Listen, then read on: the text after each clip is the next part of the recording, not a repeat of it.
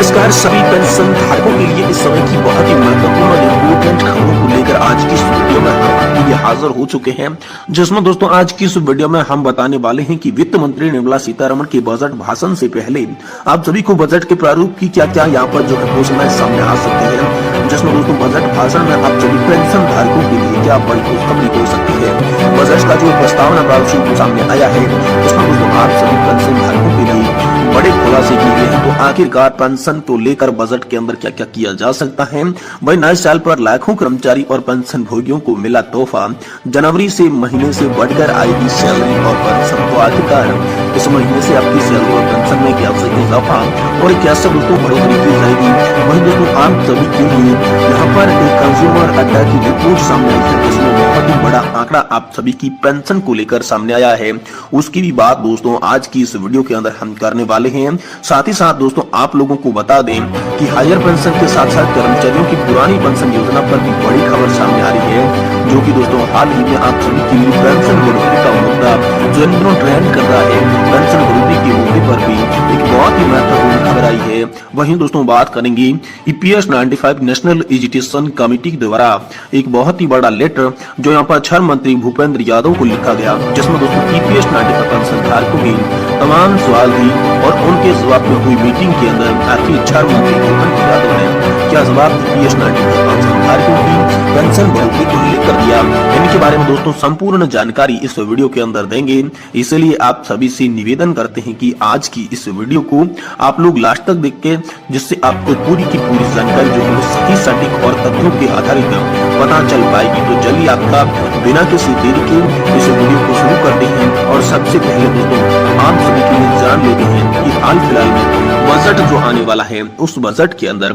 आप सभी के लिए दोस्तों क्या क्या सौगातें हो सकती है, क्या क्या बड़ी खुशखबरी देखने को मिल सकती है बजट 2024 के अंदर। तो चलिए शुरुआत करते हैं। देखिए दोस्तों आप सभी जानते होंगे कि पूर्ण बजट फरवरी के अंदर जारी किया जाएगा, लेकिन इससे पहले बजट को लेकर तमाम बड़ी अपडेट निकल कर सामने आ चुकी है। जी हाँ दोस्तों, बजट तैयार होने लगे हैं, जिसमें बजट का एक प्रारूप माने या फिर खाका माने जो कि आप सभी के लिए सामने आ रहा है। तो इसमें आखिरकार पेंशन धारकों के लिए क्या बड़ी खबर होगी इसकी बात करें तो हाल ही में वित्त मंत्री निर्मला सीतारमण ने संकेत दिए हैं कि आम बजट 2024 पेंशन धारकों के लिए राहत लेकर आने वाला है। इसमें दोस्तों यहाँ पर प्रारूप में बताया जा रहा है कि पेंशन धारकों की पेंशन बढ़ोतरी पेंशन धारकों की मेडिकल सुविधा को लेकर इस बजट के अंदर उनकी राशि के अंदर बढ़ोतरी की गई है। यानी कि दोस्तों पेंशन बजट में यहाँ पर बढ़ोतरी की गई है, जिससे पेंशन धारकों को काफी राहत यहाँ पर मिल सकती है। ऐसे दोस्तों आदेश दिए थे, क्योंकि दोस्तों हाल ही में यहाँ पर पेंशन बढ़ोतरी को लेकर देश के अलग अलग कोनों के अंदर प्रदर्शन हुए थे, जिनके बाद छह मंत्री भूपेंद्र यादव भी एक्शन में आए थे। तो छह मंत्री भूपेंद्र यादव के एक्शन में आ जाने के बाद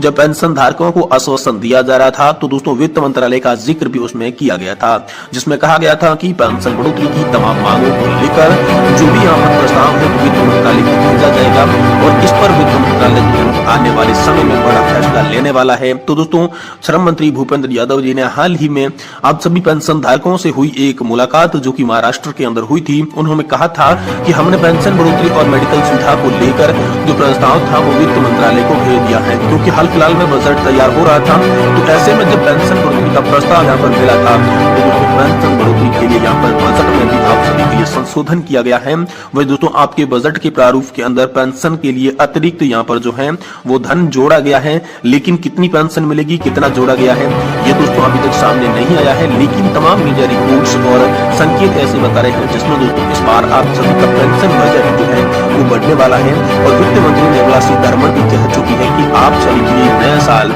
बहुत ही बड़ी खुशखबरी लेकर जल्द आ सकता है। वहीं दोस्तों EPS 95 राष्ट्रीय संघर्ष समिति के द्वारा आखिरकार क्या पत्र लिखा गया और ये भूपेंद्र यादव जी से क्या कहा गया। तो दोस्तों EPS 95 राष्ट्रीय संघर्ष समिति लगातार 7 सालों से पेंशन बढ़ोतरी की तमाम मांगों को लेकर संघर्ष कर रही है और इसी के तर्ज पर हाल ही में हुए जंतर मंतर पर जो अनशन था जिसको दोस्तों समाप्त करने में मुख्य भूमिका रखी थी यहाँ पर जो छह मंत्री भूपेंद्र यादव ने, और उन्होंने जो आश्वासन दिया था वह आश्वासन एक बार फिर से याद दिलवाने के लिए नेशनल एजुकेशन कमेटी ने यहाँ पर जो है छह मंत्री भूपेंद्र यादव को पत्र लिखा और इसमें तमाम मांगों से उन्हें अवगत कराया, जिनमें मुख्य मांग थी 7,500 प्लस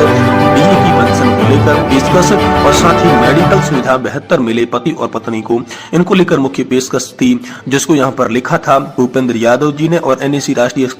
समिति ने यहाँ पर जो है वो कमांडर अशोक रावत ने यहाँ पर national president national agriculture constitute EPS 95 pension धारकों के द्वारा लिखा गया, नेशनल एजुकेशन कमेटी के द्वारा भूपेंद्र यादव को लिखा गया। इसके बाद दोस्तों भूपेंद्र यादव की मीटिंग आप सभी के लिए यहाँ पर महाराष्ट्र के अंदर समाप्त हुई थी, जिसमें उन्होंने ये भी कहा था कि प्रस्ताव जो है वो वित्त मंत्रालय के पास है। और इसी बीच ये खबर निकल कर आई कि वित्त मंत्रालय ने बजट में आपके प्रस्ताव में पेंशन बढ़ोतरी के जो संकेत दे दिए हैं। वही चलिए आज की महत्वपूर्ण बड़ी अपडेट की बात करते हैं इस वीडियो के अंदर। तो दोस्तों नए साल पर लाखों कर्मचारियों और पेंशन भोगियों को मिल सकता है तोहफा, जनवरी महीने में सैलरी और पेंशन में होगी बढ़ोतरी। तो दोस्तों आखिरकार क्या तोहफा मिला है, कैसे आपकी सैलरी और पेंशन में बढ़ोतरी की जाएगी, चलिए आपको बताते हैं। देखिए दोस्तों जनवरी 2010 से पहले नियुक्त सरकारी कर्मचारियों के लिए अतिरिक्त DA किस्त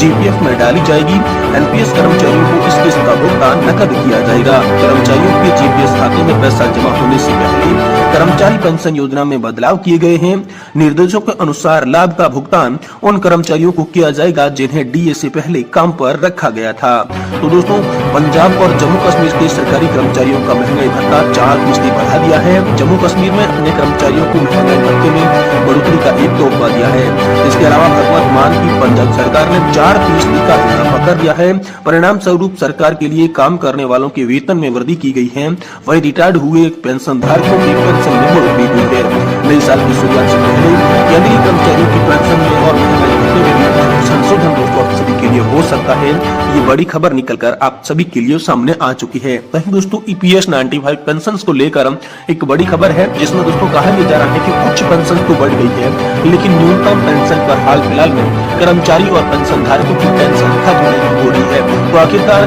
उच्च पेंशन और न्यून पेंशन के बीच क्या टेंशन है, इसके बारे में दोस्तों आप सभी को इस वीडियो के माध्यम से बताते हैं। इसीलिए आपसे निवेदन है कि अपडेट को आप पूरा जरूर देखें, तभी आपको मामला समझ में आएगा। तो जी हाँ दोस्तों आप सभी को बता दें कि उच्च पेंशन का जैसे ही यहाँ पर कोर्ट ने आदेश दिया था तो सरकार ने उच्च पेंशन के लिए आवेदन शुरू कर दिए थे। वैसे में दोस्तों हाल फिलहाल में एक बड़ी खबर निकल कर आ रही है कि उच्च पेंशन के लिए जो संयुक्त विकल्प सत्यापन है उसमें दोस्तों 3.5 लाख से भी अधिक आवेदन जो है अभी तक प्रोसेसिंग के पास लंबित है, क्योंकि अभी उनका प्रोसेसिंग चल रहा है। तो ऐसे में दोस्तों हाल फिलहाल में जो आवेदन लंबित है उन आवेदनों को कंफर्म करने के लिए CBT को नियुक्तन के साथ साथ वेतन विवरण ऑनलाइन अपलोड करने के लिए हाल फिलहाल में आप सबके लिए जो तारीख थी वो 31 मई 2024 तक बढ़ा दी जा चुकी है। ऐसा दोस्तों पेंशन धारकों के लिए हाल फिलहाल में जो है सरकार ने फैसला किया है। लेकिन हाल फिलहाल में जो पेंशन धारक बता रहे हैं EPS 95 पेंशन धारक है वो ये बता रहे हैं कि ये उच्च पेंशन का मुद्दा कुछ भी नहीं है,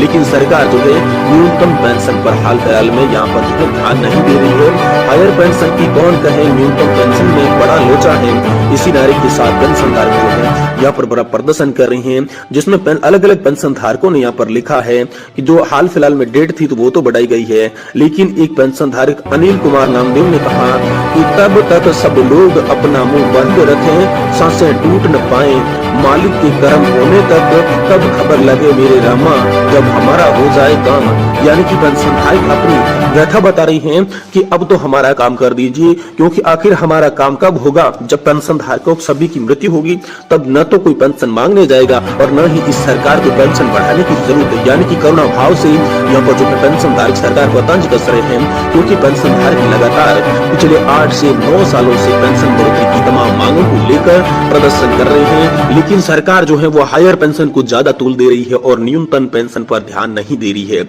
इसलिए कहा जा रहा है कि हमें तो न्यूनतम पेंशन चाहिए, हायर पेंशन की बात को सरकार इसीलिए बढ़ा चढ़ा कर बता रही है, क्योंकि इसमें अगर न्यूनतम पेंशन का मुद्दा दब जाए तो सरकार के लिए बहुत अच्छा होगा।